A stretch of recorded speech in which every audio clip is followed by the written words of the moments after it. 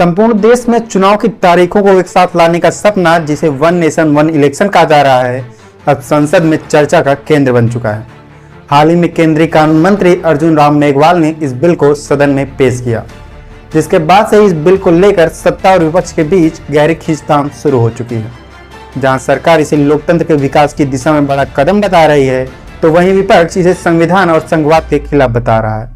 आखिर क्या है इस बिल के मायने, और अगर ये बिल पास हो जाता है तो आगे क्या होगा, आइए जानते हैं इस वीडियो में।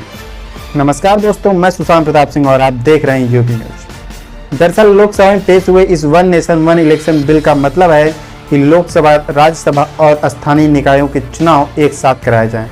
इस समय हमारे देश में जो हर 4 महीने में कहीं ना कहीं कोई ना कोई चुनाव हो रहा है, वो इस बिल के लागू होने के बाद हर 5 साल में एक ही बार में होगा।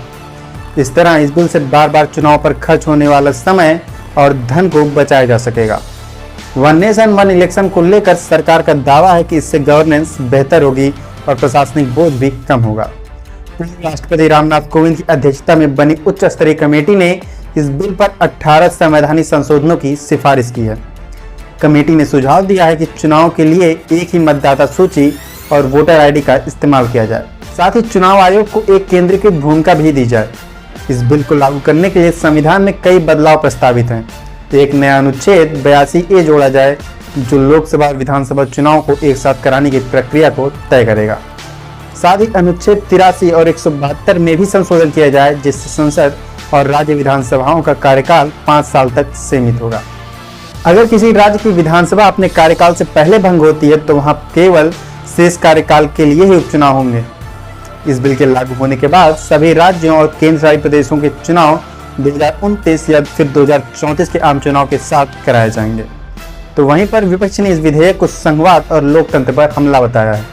उनका तर्क है कि इससे राज्यों की ऑटोनॉमी खत्म हो सकती है। हर राज्य के लिए चुनाव की टाइमलाइन अलग होती है, जो वहां के स्थानीय मुद्दों पर आधारित होती है। ऐसे में वन नेशन वन इलेक्शन संघीय ढांचे को कमजोर कर सकता है।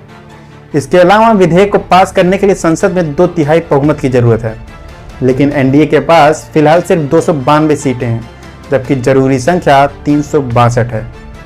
विपक्षी गठबंधन इंडिया ब्लॉक के पास 205 सांसद हैं, जो इस बिल को रोकने के लिए बड़ी चुनौती पेश कर सकते हैं। सरकार ने इस बिल को व्यापक चर्चा के लिए जेपीसी यानी जॉइंट पार्लियामेंट्री कमेटी के पास भेजने का निर्णय लिया है। संयुक्त संसदीय समिति यानी जेपीसी का गठन सदन में संख्या बल के आधार पर किया जाता है।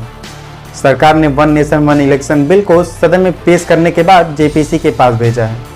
जेपीसी का गठन विभिन्न दलों के सांसदों की संख्या के मुताबिक अनुपातिक आधार पर किया जाएगा।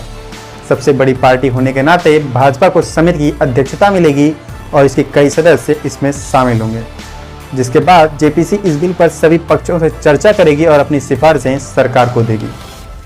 अगर यह विधेयक पास हो जाता है तो भारत में चुनावी प्रक्रिया में एक ऐतिहासिक बदलाव होगा। हालांकि इसे लागू करना इतना भी आसान नहीं है। संघवाद, कानूनी पेचीदगियां और राजनीतिक विरोध इस बिल के सामने बड़ी चुनौतियां हैं। आखिर में सवाल उठता है कि क्या वन नेशन वन इलेक्शन सचमुच में भारत के लोकतंत्र को मजबूत करेगा, या यह हमारी संघीय व्यवस्था के लिए खतरा साबित होगा। तो दोस्तों, आपको क्या लगता है, हमें कमेंट करके जरूर बताएं। और वीडियो इन्फॉर्मेटिव लगी तो वीडियो को